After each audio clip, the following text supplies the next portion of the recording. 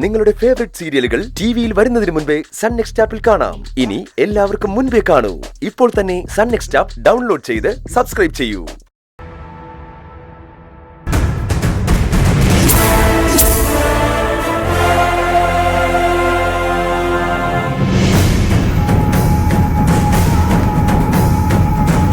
നീ അച്ഛന്റെ മുറിയിൽ എന്തെടുക്കുമായിരുന്നു? വെറുതെ സംസാരിച്ചിരിക്കുകയായിരുന്നു. പാവച്ചൻ എത്ര നേരം വെച്ചാ ഒറ്റയ്ക്ക് കിടക്കുക. നമ്മളെന്തേലും മിണ്ടിയും പറയുകയൊക്കെ ചെയ്താ അവർക്കൊരു ആശ്വാസമാവുന്ന കരുതിയാ ചെന്ന്. എന്തേ ഇഷ്ടപ്പെട്ടില്ലേ? ഇല്ല, ഇഷ്ടപ്പെട്ടില്ല. ഓ, നീ ആ മുറി കേറുന്ന പോലെ എനിക്ക് ഇഷ്ടമല്ല. അതെന്താ? എന്താന്ന് ഞാൻ തന്നെ പറഞ്ഞു തരണോ? ഓ, എല്ലാം ഉണ്ടാക്കി വെച്ചിട്ട് മിണ്ടാൻ വന്നിരിക്കുന്നു. പാവ എന്റെ അച്ഛനെ നീ എന്തെങ്കിലും ചെയ്താലുണ്ടല്ലോ. ഞാൻ എന്ത് ചെയ്തു? നീ ചെയ്തതൊക്കെ എനിക്ക് നന്നായിട്ട് അറിയാവടാ. എല്ലാം എന്റെ ഇവിടെ വെച്ച് അവസാനിപ്പിച്ചോണം. ഇനി എന്തെങ്കിലും ചെയ്യാൻ നോക്കിയാ നീ എന്ത് ചെയ്യും? കൊറേ നാളായല്ലോ നീ ഭീഷണിപ്പെടുത്താൻ തുടങ്ങിയിട്ട്. എടീ, ഞാൻ ആഗ്രഹിക്കുന്ന പോലെ എന്തും ഇതുവരെ നടന്നിട്ടുള്ളൂ. നീ ഒന്ന് സഹകരിച്ചിരുന്നെങ്കിൽ ഇതുവല്ല ഉണ്ടാവൂ. എനിക്ക് നിന്നെ ആയിരുന്നു ഇഷ്ടം. നിന്നെ കല്യാണം കഴിക്കാനാ ഞാൻ ആഗ്രഹിച്ചത്. നീ അത് സമ്മതിച്ചില്ല. നിനക്ക് പകരം നിത്യ എന്റെ തലയിൽ വെച്ച് കിട്ടി. സഹിക്കാതെ പറ്റുമോ? അവസാനം നിത്യം കിട്ടില്ലെന്ന അവസ്ഥ വന്നു. അപ്പോഴല്ലടി ഞാൻ എന്റെ താന്യ സ്വഭാവം പുറത്തെടുത്ത്. നീയാ എന്നെ കൊണ്ട് ഇതൊക്കെ ചെയ്യിച്ചത്. ഈ വീട്ടിൽ എന്തെങ്കിലും സങ്കടങ്ങൾ ഉണ്ടായിട്ടുണ്ടെങ്കിൽ അതിന് മുഴുവൻ കാരണമേ നീയാ. അതേടാ, ഞാൻ തന്നെയാ. ഇത്തൽ കണ്ണിയാ നീ. പടർന്ന് പിടിക്കും, എന്നിട്ട് തായ്വേര് വരെ ഉഴുതു മറിക്കും. ഈ വീട്ടിൽ അതിന് ഞാൻ സമ്മതിക്കില്ല. ഇവിടെ നിന്റെ ഓരോ ആഗ്രഹവും നടത്താൻ ഞാൻ സമ്മതിക്കില്ല. കാരണം ഇതെന്റെ സുധിയേട്ടന്റെ വീടാ. ഈ വീടിന്റെ സുഖവും സമാധാനവും കാക്കേണ്ടത് എന്റെ കൂടെ കടമയാ. ഞാനത് ചെയ്യും. എന്താ ഒരു തർക്കം? എവര് പറയുവാ ഞാൻ ഈ വീട്ടിൽ നിന്ന് ഇറങ്ങിപ്പോണോ? അങ്ങനെ പറഞ്ഞോടി. ഇല്ല, പക്ഷെ ഇങ്ങനെ പോയാ അധികം വൈകാതെ ഇവനിവിടുന്ന് ഇറങ്ങേണ്ടി വരും. അത് പറയാൻ നീ ആരാടി? ഇറങ്ങാൻ പോകുന്നതേ ശരത്തല്ല, നീയാ. നിത്യയുടെ കല്യാണം കഴിഞ്ഞ ആ നിമിഷം നീ ഈ വീട് വിട്ട് പോയിരിക്കണം.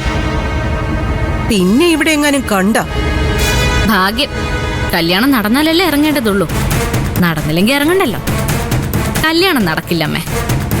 അതിനു മുൻപ് ഇവന് ചുറ്റും കെട്ടി ഉയർത്തിയിരിക്കുന്ന വിശ്വാസത്തിന്റെ കൊട്ടാരം ഉണ്ടല്ലോ, അത് തകർന്ന് വീഴും. കണ്ടോമേ, നിത്യ എല്ലാ കാലവും കല്യാണം കഴിക്കാൻ നിന്ന് പോണെന്ന് അവർക്ക്. ആ ആഗ്രഹം ഇവളുടെ മനസ്സിലിരിക്കത്തേ ഉള്ളൂ. നിത്യയുടെ കല്യാണം നടക്കുകയും ചെയ്യും, നീ ഈ വീട്ടിൽ നിന്ന് ഇറങ്ങുകയും ചെയ്യും. ഞാനാ പറയുന്നത്. കേട്ടല്ലോ, ഇനി മേലെ എന്നോട് ഇവിടുന്ന് ഇറങ്ങിപ്പോവാൻ പറയരുത്. ഞാൻ എങ്ങനെയും ഒന്ന് ജീവിച്ചോട്ടെ.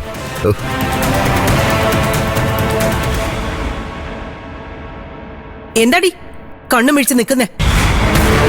മുമ്പേ നിന്ന് പോയി തരാമോ? നിന്റെ മുഖം കാണുന്നത് പോലെ എനിക്ക് അറപ്പാ. ഈ പറഞ്ഞതെല്ലാം തിരുത്തി പറയുന്ന ഒരു ദിവസം വരും അമ്മേ. ആരാണ് ശരി, ആരാണ് തെറ്റ് എന്നമ്മയ്ക്ക് മനസ്സിലാവും. അതുകൊണ്ടാ, അത് കാണാനാ ഈ ആക്ഷേപങ്ങളെല്ലാം സഹിച്ച് ഞാനിവിടെ നിൽക്കുന്നത്.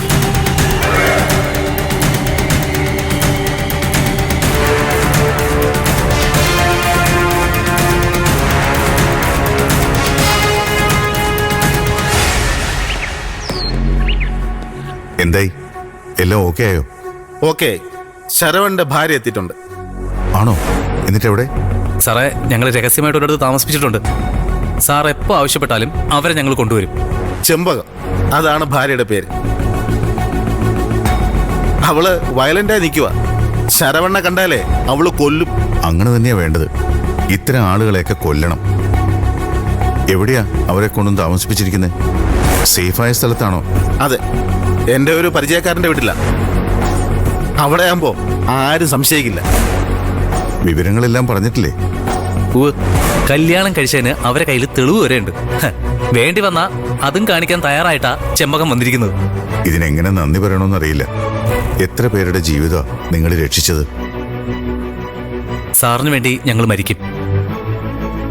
തന്നെയുമല്ല, ന്യായം നമ്മുടെ ഭാഗത്താണല്ലോ. ശരവണ്ണല്ലേ വൃത്തിയോട് കാണിച്ചത്. അപ്പോ അവനെ വെറുതെ വിടാമോ? അവൻ എന്താണോ അർഹിക്കുന്നത് അത് തന്നെയാ അവന് കിട്ടാൻ പോകുന്നത്. ഞാനൊന്ന് ആലോചിക്കട്ടെ. ഏത് സമയത്ത് എവിടെ അവരെ കൊണ്ടുവരണമെന്ന് ഞാൻ പറയാം. പറഞ്ഞിട്ടേ നിങ്ങൾ മൂവിയാവും. ഒരു കാരണവശാലും ശരവണ്ണൻ ഒന്നും അറിയരുത്. ഒരീച്ച പോലും അറിയില്ല. ആ തരത്തിലാ നമ്മൾ ചെമ്പകത്തെ കൊണ്ടുവന്നത്. സാറ് സമാധാനമായിട്ടിരിക്കും. പൊന്നുമണിയെ കല്യാണം കഴിക്കാൻ പോകുന്ന ശരവണൻ ചെമ്പകത്തെ കാണുമ്പോ വാലും പൊക്കി ഓടും. അപ്പോ നമ്മൾ അവനെ ഓടിച്ചിട്ട് പിടിക്കും. എന്നിട്ട് 2 പൊട്ടിക്കലൊക്കെ പൊട്ടിച്ച് മാപ്പും പറയിച്ച് വെറുതെ വിടും.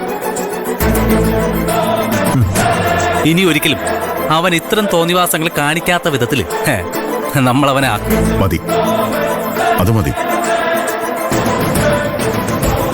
ഞാൻ വിളിച്ചോളാം. ഇപ്പോഴെനിക്ക് സമാധാനമായത്. വരട്ടെ. ശരി സർ.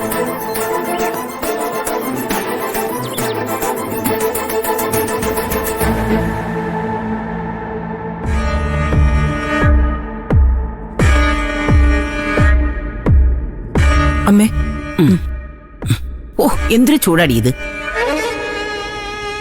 അമ്മേ, കല്യാണക്കുറി അടിക്കാൻ കൊടുക്കണ്ടേ? എന്തിന്? അതിന് നമ്മളാരും കല്യാണം ക്ഷണിക്കുന്നില്ലല്ലോ. അടുത്ത ബന്ധുക്കളെ എന്തായാലും ക്ഷണിക്കില്ലേ അമ്മേ? അവർക്ക് കൊടുക്കണ്ടേ? എന്റെ അഭിപ്രായത്തിൽ ഒരു 50 എണ്ണെങ്കിലും അടിക്കണമെന്ന്. ഡിജിറ്റൽ പ്രിന്റ് ഉണ്ടമ്മേ, അതാകുമ്പം നല്ല ഭംഗിയിൽ കിട്ടും. വേണോ? മുത്തശ്ശി തീരുമാനിക്കട്ടെ. എന്ത് പറയുന്നു മുത്തശ്ശി? കല്യാണക്കുറി വേണോ വേണ്ടേ? വേണം. ആ, നമ്മുടെ അവസ്ഥ ഇതായതുകൊണ്ട് കല്യാണം ആർഭാടമില്ലാതെ നടത്തുന്നേ ഉള്ളൂ. എന്നുവെച്ച് അതിന്റെ ചിട്ടവട്ടങ്ങൾക്കൊന്നും ഒരു കുറവും വരുത്തരുത്. ചടങ്ങുകളെല്ലാം അതുപോലെ നടത്തണം. അതുകൊണ്ട് കല്യാണക്കുറി വേണം. അമ്മയുടെ ഇഷ്ടം അതാണെങ്കിൽ നടക്കട്ടെ. ആ 2 കൂട്ടർക്കും കൂടി ഒരു കുറി മതി. ഇപ്പൊ അച്ഛനും അമ്മയൊന്നും അല്ല കല്യാണം ക്ഷണിക്കുന്നത്, ചെറുക്കനും പെണ്ണുമാണ്. അതാ പുതിയ സ്റ്റൈല്. ആ രീതി ചെയ്യാമെന്നാ ഞാൻ വിചാരിക്കുന്നു. അയ്യേ, പെണ്ണും ചെറുക്കനും കല്യാണം വിളിക്കേ, അതെവിടുത്തെ ഏർപ്പാടാണ്. നമുക്ക് അത്ര വലിയ പുരോഗമനമൊന്നും വേണ്ട മോനെ. പഴയ രീതികൾ മതി. എന്നാ മുത്തശ്ശി ക്ഷണിക്കുന്നതായിട്ട് വെക്കാം. കൊച്ചുമകളുടെ കല്യാണത്തിന് മുത്തശ്ശിക്കും ക്ഷണിക്കാവല്ലോ. മോന്റെ ഇഷ്ടം അതാണെങ്കിൽ അങ്ങനെ ചെയ്യാം. വലിയ തറവാട്ടുകാരിയാ ഞാൻ. 1000 നെൽപ്പാടം ഉണ്ടായിരുന്ന തറവാട്. ഞാൻ ക്ഷണിച്ച അതിനും കാണും ഒരു അന്തസ്.